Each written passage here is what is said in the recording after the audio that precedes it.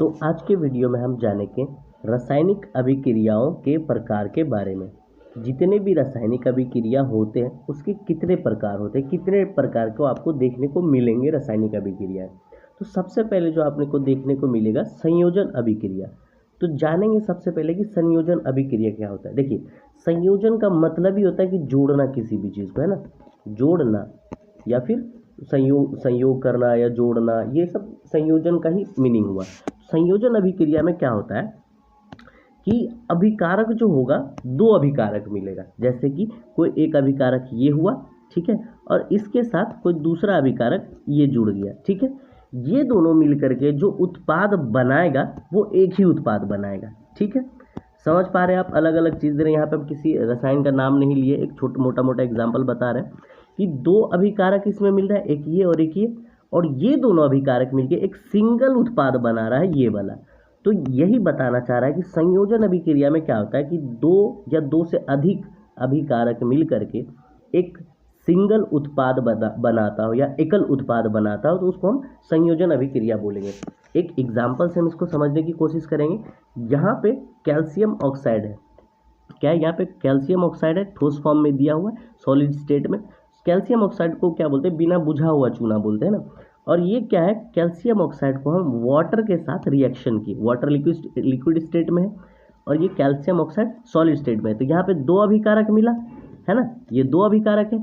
ये दो अभिकारक मिलकर के, ये एरो का निशान है, यानी कि इधर क्या उत्पाद बन रहा है। तो इधर जो उत्पाद बन रहा है वो एक ही उत्पाद बन रहा है। ये क्या है, calcium hydroxide, CaOH halt vice है, जो कि एक्वस फॉर्म में बता रहा है। ये कैल्शियम हाइड्रोक्साइड है। तो इधर क्या हो रहा है कि दो अभिकारक मिल करके एक ही उत्पाद बना रहा है। तो इससे हम समझ सकते हैं कि ये क्या है, संयोजन अभिक्रिया। और ये जो उष्मा है एक्चुअल में ये प्रोडक्ट नहीं है, ये उत्पाद नहीं है, वो रिएक्शन का पार्ट है, वो निकल रहा है। तो वैसा रासायनिक अभिक्रिया जो उष्मा निकालता हो, उस रासायनिक अभिक्रिया के दौरान उष्मा निकलता हो, है ना, क्षेपण होता है उष्मा का, तो उसको हम उष्मा क्षेपी अभिक्रिया बोलते हैं, जो कि अभी आगे हम बात भी करेंगे, वहाँ पे बताएंगे। एक दूसरा एग्जाम्पल जो था इसका संयोजन अभिक्रिया का, हम जानते हैं, ये देखिए सबसे अहम एग्जाम्पल है संयोजन अभिक्रिया का कि हाइड्रोजन एक अभिकारक हुआ, ऑक्सीजन एक अभिकारक हुआ। ये दोनों अभिकारक मिल करके एक ही उत्पाद बना रहा है, जल, है ना, वाटर। तो इसको हम क्या बोलते हैं, दो अभिकारक मिला, दो अभिकारक मिलकर के एकल उत्पाद बना रहा है, एक ही प्रोडक्ट बना रहा है। इस टाइप के रिएक्शन को हम क्या बोलेंगे, संयोजन अभिक्रिया बोलेंगे। और वैसे देखिए, वैसा रासायनिक अभिक्रिया जिसमें क्या हो, उष्मा का उत्पन्न होता है, यहाँ पे लिखा हुआ ना, उष्मा भी उत्पन्न होता है। यहाँ पे देखिए, आप देख पा रहे होंगे, यहाँ पे उष्मा का उत्पन्न होता हो, तो उसको हम क्या बोलेंगे, उष्मा क्षेपी अभिक्रिया। देखिए, उष्मा क्षेपी, उष्मा से आप समझ सकते हो, उष्मा मतलब क्या, हीट यानी गर्म, उसको बोलते हैं उष्मा। उष्मा क्षेपी, अगर क्षेपी लगा हुआ तो मतलब समझ जाइए कि यहाँ से क्या बाहर निकल रहा है। शोषी लगा रहेगा, उष्मा शोषी, शोषी मतलब क्या, सोखना यानी चूसना। तो जो रासायनिक अभिक्रिया उष्मा का शोषण करेगा या लेगा, उसको उष्मा शोषी अभिक्रिया बोलेंगे। और जो रासायनिक अभिक्रिया में उष्मा निकलेगा या उत्पन्न होगा, उसको हम उष्मा क्षेपी रासायनिक अभिक्रिया बोलेंगे। उष्मा क्षेपी रासायनिक अभिक्रिया का जो सबसे अहम एग्जाम्पल है, एक श्वसन का एग्जाम्पल है, जो कि हम आगे क्या बोलते हैं, जैव प्रक्रम चैप्टर में श्वसन पढ़ेंगे आप लोग, उसमें दिया होगा, बायोलॉजी का चैप्टर है। तो श्वसन में क्या होता है कि हम क्या करते हैं, हम अपने बॉडी के, हम अपने शरीर के जो एक एक कोशिका है, वो कोशिका के अंदर क्या होता है, ग्लूकोज का दहन होता है। ये फॉर्मूला C6H12O6, ये ग्लूकोज का फॉर्मूला है, ठीक है। ये इसका दहन ऑक्सीजन के प्रेजेंस में होता है। तो ये क्या किया, ग्लूकोज को दहन करता है, दहन करने के बाद इसको क्या करता है, कार्बन डाइऑक्साइड में और वाटर में बदल देता है, ठीक है। वाटर यानी पानी और कार्बन डाइऑक्साइड में बदल देता है, और यहाँ पे ऊर्जा का उत्पन्न करता है, ऊर्जा यानी एनर्जी उत्पन्न करता है, ठीक है, यहाँ पे। तो ये आपको देखने को मिल जाएगा। ये जो एग्जाम्पल दिया गया, ये भी क्या है, एक उष्मा क्षेपी है। यानी कि अगर यहाँ पे जो रिएक्शन हो रहा है, जो रासायनिक अभिक्रिया हो रहा है, ये ग्लूकोज का दहन होना, ऑक्सीजन के प्रेजेंस में कार्बन डाइऑक्साइड बनाना, जल का बनाना और ऊर्जा का बनाना, ये जो बन रहा है, इसमें क्या होता है, कहीं ना कहीं उष्मा भी निर्माण होता है। जैसे हम लोग सांस छोड़ते हैं, तो क्या होता है, गरम गरम लगता है ना, ऐसे हाथ आगे करके फूंक के देखिए तो क्या होगा, गरम गरम फील होगा, यानी कि मतलब क्या, उष्मा उत्पन्न हो रहा है। तो ये उष्मा क्षेपी अभिक्रिया हो गया, ठीक है। और एक क्या है कि मीथेन गैस का दहन अगर करेंगे, CH4 यानी क्या होता है, मीथेन का फॉर्मूला होता है। मीथेन का दहन किसी भी का दहन होता है तो ऑक्सीजन के प्रेजेंस में दहन कर रहे हैं, तो दहन में यहाँ पे भी क्या हो रहा है, कार्बन डाइऑक्साइड बन रहा है, जल बन रहा है और ऊर्जा बन रहा है। तो ये भी क्या हो गया, एक ऊष्माक्षेपी रिएक्शन का अभिक्रिया का प्रकार हो गया। तो यहाँ तक में आपको समझ में आ गया हो गया कि संयोजन अभिक्रिया क्या होता है, ऊष्माक्षेपी अभिक्रिया क्या होता है ना। संयोजन में मतलब क्या था कि ये संयोजन अभिक्रिया था, एक दो या दो से अधिक अभिकारक मिलकर के एकल उत्पाद बनाता हो तो वो संयोजन अभिक्रिया। वैसा रासायनिक अभिक्रिया जिसमें ऊष्मा का उत्पन्न होता है उसको ऊष्माक्षेपी रासायनिक अभिक्रिया। ये इसका एग्जाम्पल है, मीथेन गैस का दहन या शोषण। तो ये याद होना चाहिए आपको कि ये सब क्या है, अहम एग्जाम्पल है। अब बात करते हैं दूसरा एक रासायनिक अभिक्रिया जिसको बोलते हैं वियोजन या अपघटन रासायनिक अभिक्रिया। देखिए आपको नाम से ही क्लियर हो जाना चाहिए कि जो भी रासायनिक अभिक्रिया है, जो नाम दिया ये क्या दिया है, वियोजन या अपघटन। देखिए वियोजन या अपघटन, अपघटन का मतलब होता है टूटना। क्या होता है, टूटना, टूटना। तो जैसे संयोजन अभिक्रिया हम जानते हैं, ठीक इसका उल्टा है। उसमें संयोजन में क्या हो रहा था कि दो अभिकारक मिलकर के एकल उत्पाद बना रहा था। यहाँ पे क्या होगा, ठीक उल्टा, उत्पाद ही एकल रहेगा। मतलब क्या होगा कि अभिकारक ही एकल रहेगा और उत्पाद ज़्यादा बनेगा। अभिकारक क्या रहेगा, एकल रहेगा। अभिकारक साइड हम LHS लिखते हैं, एकल रहेगा। और उत्पाद जो बनेगा वो दो या दो से अधिक बन सकता है। क्या बनेगा, दो या दो से, ऐसे प्लस डाल के हम उसको बताएंगे। तो इसको समझते हैं। देखिए एक एग्जाम्पल के थ्रू इसको हम जानते हैं। सबसे पहला एग्जाम्पल हम क्या करते हैं कि एक फेरस सल्फेट जो है उसका क्रिस्टल सॉलिड स्टेट में होता है, यानी कि ठोस अवस्था में होता है। हम तो क्या करते हैं, फेरस सल्फेट को उसको क्या करते हैं, हम हीट करते हैं, है ना, यानी कि उसमें उष्मा देते हैं। ठीक है, तो होता क्या है, ये फेरस सल्फेट जो है वो टूट जाता है। FeSO4 को हम फेरस सल्फेट बोलते हैं। ये फेरस अभी लेफ्ट साइड में है, बाएं साइड में, तो इसको अभिकारक बोलेंगे। अभिकारक एक ही है इसमें, ये एक ही अभिकारक, इसको हम हीट किए तो गर्म किए, क्या होगा, टूट गया, अपने आप में टूटता गया।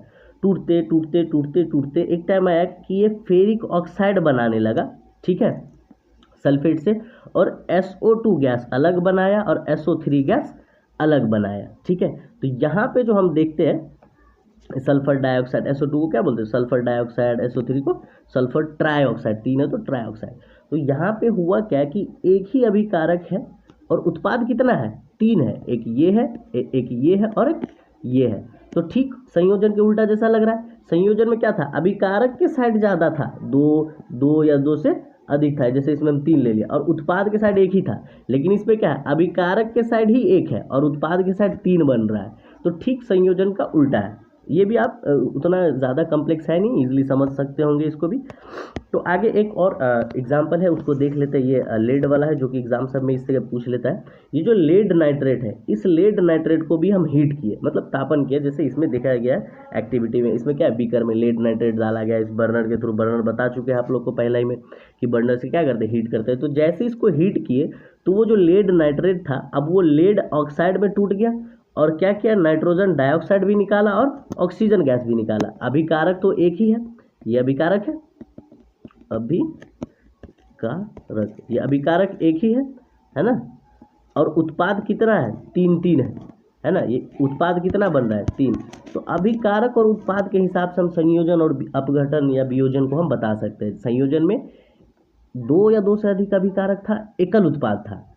वियोजन या अपघटन में एकल अभिकारक है, दो या दो से अधिक उत्पाद है। ठीक उल्टा है, दोनों आपको इजीली समझ में आना चाहिए। अब नेक्स्ट जो बात है, रासायनिक अभिक्रिया का जो प्रकार है वो हम उस पर बात करेंगे, जो कि है क्या, विस्थापन अभिक्रिया, है ना। कि विस्थापन अभिक्रिया क्या होता है। सबसे पहले देखिए, विस्थापन अगर हम बात करें तो किसी भी चीज़ को विस्थापित करना है। यानी मान के चलिए आप कहीं पे बैठे हो, ये कोई चेयर है, इस पे आप बैठे हैं, ठीक है। अगर आपके कोई दादाजी आ गए या चाचा जी आ गए या पापा आ गए, तो अगर आप उनके रिस्पेक्ट करते हैं, जो आपसे कोई ज़्यादा एजेड आ गए, है ना, तो आप क्या करेंगे, यहाँ से उठ जाएंगे और इनको जगह दे देंगे, तो वो यहाँ पे बैठ जाएंगे। तो आपके जो बड़े रिस्पेक्टेड पर्सन थे, जो भी दादाजी चाचा जी जो भी आए हैं, वो जो पर्सन थे, उन्होंने क्या किया, आपको इस कुर्सी पे से विस्थापित कर दिया, क्योंकि आपसे ज़्यादा पावरफुल था वो, आपके दादाजी हो या आपके पापा हो, जो भी हो, तो वो आपको कुर्सी पे से उठने पे मतलब क्या किया, मजबूर कर दिया। क्यों, क्योंकि आप रिस्पेक्ट देते हैं अपने से बड़ों को, तो उनके लिए क्या होगा, रिस्पेक्ट में हम खड़े हो जाते हैं। जैसे क्लास में टीचर आते तो हम खड़े हो जाते हैं, तो टीचर आना क्लास में खड़े होना वो अलग बात है। यहाँ पे हम विस्थापन समझते हैं, सिंपल सी विस्थापन क्या होता है कि जैसी कोई आया, आप यहाँ पे से क्या किए, खड़े हो गए, अब ये बैठेगा यहाँ पे, यानी कि आपके जगह पे क्या किया, ये अपना जगह बना लिया, आपको विस्थापित कर गया। यहीं से हम समझते विस्थापन होता क्या है। तो देखिए, किसी भी एक तत्व का रिएक्शन होता है, अभिक्रिया होता है किसी यौगिक के साथ, यानी कोई एक सिंगल तत्व होगा और दूसरे तत्व वाले यौगिक के साथ उसका अभिक्रिया होगा, और वो तत्व क्या करेगा, दूसरे तत्व वाले यौगिक के को में से अपने उस तत्व को हटा देगा। जैसे एग्जाम्पल को समझते हैं हम, यहाँ पे एक आयरन का है, यहाँ पे सॉलिड एक एग्जाम्पल दिया गया, आयरन जो है वो अभिक्रिया किया कॉपर सल्फेट से, ठीक है। ये आयरन एक तत्व है, दूसरे तत्व वाले के एक्वस सॉल्यूशन में, एक्वस क्या होता है, घुला हुआ चीज़ को हम एक्वस बोलते हैं। जैसे कॉपर सल्फेट क्या हुआ, घुला हुआ फॉर्म में, तो उसको हम बोलते हैं एक्वस फॉर्म। तो यहाँ पे आयरन जो है ये अभिक्रिया किया, Fe अभिक्रिया किया CuSO4 से, कॉपर सल्फेट से। तो ये आयरन अब क्या करेगा, कॉपर से ज़्यादा पावरफुल है, तो ये आयरन इस कॉपर को क्या करेगा, यहाँ से हटा देगा, ठीक है, और यहाँ पे ये अपना जगह बनाएगा। तो इस टाइप के हम अभिक्रिया को क्या बोलते हैं, विस्थापन अभिक्रिया। तो देखिए, जैसे यहाँ पे CuSO4 है, तो Cu के जगह आपको इस साइड, उत्पाद के साइड आपको Fe देखने को मिलेगा, जहाँ पे Cu था, वहाँ से Cu को क्या किया, Fe आते ही हटा दिया। जैसे आपके दादाजी आए तो कुर्सी पे से आप उठ गए, वैसे ही कॉपर के दादाजी है यहाँ पे आयरन का ज़्यादा पावर है कॉपर के सामने में, तो कॉपर क्या किया, अपने आप उस जगह को छोड़ के निकल लिया और यहाँ पे आयरन आ गया। तो वैसा रासायनिक अभिक्रिया जिसमें क्या करेंगे कि एक तत्व है किसी दूसरे तत्व वाले एक्वस विलयन के साथ, है ना, क्या करेगा, रिएक्शन करेगा और उस विलयन में अपना जगह बना लेगा, उस विलयन के तत्वों को हटा के अपना जगह बना लेगा। वैसे रासायनिक अभिक्रिया को हम क्या बोलते हैं, विस्थापन अभिक्रिया। देखिए, या तो इसको आप विस्थापन बोलिए या फिर एकल विस्थापन बोलिए, ये बात बराबर है, आपको दोनों चीज़ देखने को मिलेगा। विस्थापन भी देखने को मिल सकता है, एकल विस्थापन भी देखने को मिल सकता है आपको इसमें रिएक्शन में। एकल विस्थापन के बाद आप जो नेक्स्ट रिएक्शन है अभिक्रिया, वो बात करते हैं हम द्विविस्थापन की बात, है ना। द्विविस्थापन क्या होता है, तो देखिए, अगर हम जैसे विस्थापन अभिक्रिया देख रहे थे कि एक अभिकारक वाला क्या था, किसी जैसे आयरन देखे थे, आयरन किसी दूसरे किसके तत्व वाले यौगिक के एक्वस के साथ अभिक्रिया करके ये क्या कर रहा था, अपना जगह बना ले रहा था, है ना। ये क्या कर रहा है, अपना जगह बना ले रहा था इसमें। जैसे मान लेते हैं हम इसको, ये ट्रायंगल एक आयरन है और ये सर्कल क्या है, कॉपर है, और इसका कोई भी सल्फेट मान के चलिए कॉपर के साथ। तो ये क्या किया, ये यहाँ पे अपना जगह बना लेगा ये वाला और इसको फ्री कर देगा। तो अभी यही देखिए, ये ऐसे ट्रायंगल आया, इसके साथ अटैच कर गया और फ्री किसको किया, वो सर्कल वाले को, तो वो अलग हो गया। अब समझ सकते हैं। तो एक तत्व वाला क्या किया, दूसरे तत्व वाले यौगिक के साथ अभिक्रिया करके उसमें अपना जगह बना लिया और उसको अलग कर दिया। इसको हम क्या बोलते थे, एकल विस्थापन या फिर विस्थापन अभिक्रिया।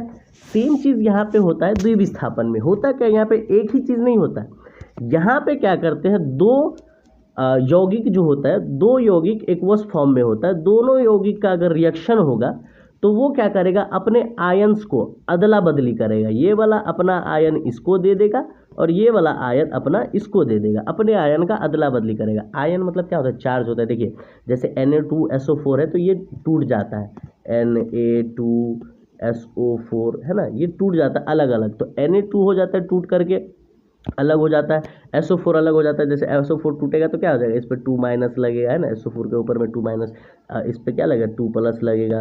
तो जिसके भी ऊपर माइनस+ लगता है तो उसको चार्ज बोलते हैं। चार्ज वाला जो भी एलिमेंट्स है, जो तत्व है, उसको आयन बोलते हैं। वैसा रासायनिक अभिक्रिया जिसमें दो या दो से अधिक यौगिक अपने आयनों का आदान प्रदान करे, एक्सचेंज करे, ये वाला इसको दे और ये वाला इसको दे, वो लेन देन हो जाए तो उसको हम क्या बोलेंगे, द्विविस्थापन। जैसे आप यहाँ पे समझ सकते हैं, जैसे SO4 के साथ यहाँ पे NO2 दिया है, ठीक है, सोडियम सल्फेट है ये, Na2SO4 सोडियम सल्फेट। तो यहाँ पे सल्फेट के साथ सोडियम है और यहाँ पे बेरियम क्लोराइड है, बेरियम के साथ क्लोराइड है। ध्यान से देखिएगा इस चीज़ को। तो ये सल्फेट के साथ सोडियम है इसमें, और उत्पाद के साथ देखिए सल्फेट के साथ आपको बेरियम दिखने को मिलेगा। यहाँ पे क्या हुआ, ये जो सोडियम था वो चला गया क्लोरीन के साथ, क्लोराइड वाले के साथ, और ये जो बेरियम था वो बेरियम कहाँ चला गया, सल्फेट वाले के साथ। देखिए, आपको सोडियम कहाँ देखने को मिल रहा है, क्लोरीन वाले के साथ मिल रहा है और बेरियम सल्फेट वाले के साथ उत्पाद में। यहाँ पे सल्फेट वाले के साथ सोडियम देखने को मिल रहा है और क्लोरीन वाले के साथ बेरियम देखने को मिल रहा है। तो यही आपका बताना चाह रहा है इस रिएक्शन में, द्विविस्थापन में, कि जो भी आयंस होते हैं वो अपने, जो भी मतलब यौगिक होते हैं या तत्व होते हैं, वो अपने आयनों का आदान प्रदान करते हैं एक दूसरे को। वैसा रासायनिक अभिक्रिया को हम क्या बोलते हैं, द्विविस्थापन अभिक्रिया। जो अभिक्रिया मिल लिया अभी तक का, ये मेन अभिक्रिया है जो कि एग्जाम पॉइंट ऑफ व्यू से बहुत इंपॉर्टेंट है। अब आगे की अभिक्रिया की बात करेंगे हम अगले